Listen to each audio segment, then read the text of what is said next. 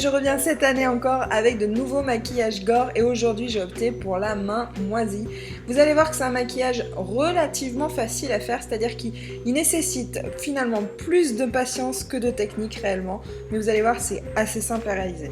Alors je commence tout d'abord à utiliser de la Plasto-Wax, donc c'est en fait ni plus ni moins que de la pâte à modeler tout simplement, qu'on va venir travailler, donc ça vous pouvez en trouver dans n'importe quel magasin de farce et attrape, et je viens en déposer dans la paume de ma main et je viens la travailler au doigt et essayer de former des petites crevasses, des petits trous et je fonds bien les bords pour pas qu'il y ait de démarcation. Personnellement, je me munis d'une petite spatule, ça m'aide pour venir faire les petites crevasses ou pour aplatir la matière. Vous pouvez faire ça avec le dos d'une cuillère. En fait, tout ce que je vais utiliser comme produit aujourd'hui, vous pouvez le faire avec des produits maison. Je vous liste tout ça dans la barre d'infos, donc n'hésitez pas à checker la barre d'infos.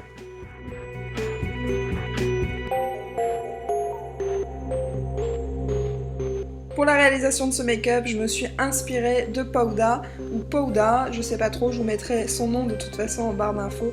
Je dis bien inspirée parce que c'est impossible d'arriver à la cheville de cet homme, il est hyper talentueux dans ce domaine qui est les effets spéciaux.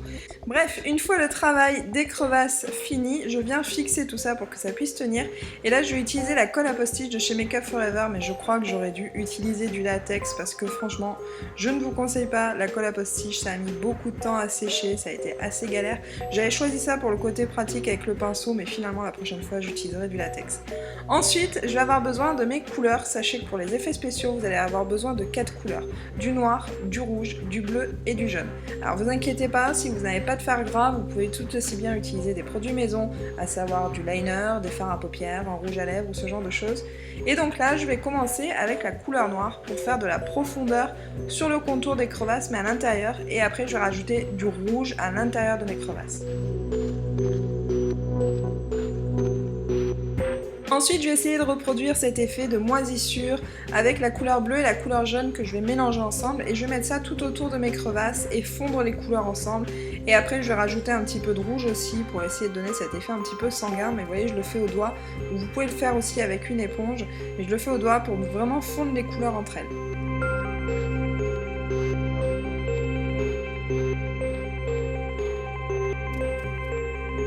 Une fois la couleur de moisissure terminée, je vais venir reprendre mon noir et là vous voyez je vais venir l'appliquer vraiment sur l'intérieur de mes crevasses, toujours et encore dans le but de faire une illusion d'optique et de donner de la profondeur aux crevasses.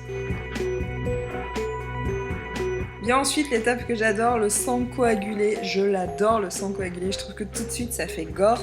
Vous pouvez utiliser des techniques maison si vous n'avez pas de sang coagulé. Je suis sûre que vous avez des produits dans votre frigo qui feront l'affaire. Je vous mets tout ça dans la barre d'infos, donc allez checker pour savoir avec quoi vous pouvez remplacer le sang coagulé.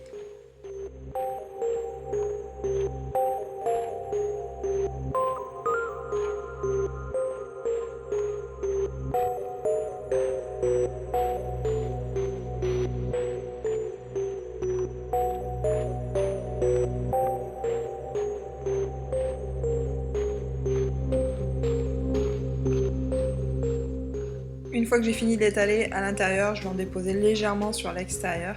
Et ensuite vient la fameuse étape, celle qui va vous dégoûter à vie du riz. Je suis désolée, mais voilà, le riz c'est ce qui va faire mes asticots. J'ai trouvé que c'était ce qu'il y avait de plus ressemblant. Vous pouvez faire ça aussi avec de la pâte à modeler ou de la pâte à fixe comme vous voulez. Mais j'ai trouvé que finalement ces petits grains de riz, ça ressemblait bien aux asticots et du coup voilà, c'est... Je suis désolée, c'est glauque à souhait, mais voilà, ça fait partie du jeu. Donc là, je viens les fixer toujours pareil avec ma colle, donc la colle à post-it de chez Make Up Forever pour qu'ils tiennent en place et qu'ils ne tombent pas. Et après, je vais venir leur faire des petits yeux à ces asticots parce que ça paraît beaucoup plus réel et ça leur donne un air assez sympathique. Et là, voilà, je vais faire des petits points noirs juste au bout pour avoir vraiment cette illusion d'optique d'asticot et je trouve que c'est plutôt réaliste juste avec des graineries. Je viens parsemer un petit peu de sang liquide sur tout le reste pour avoir vraiment cet effet sanguin, de moisissure, etc.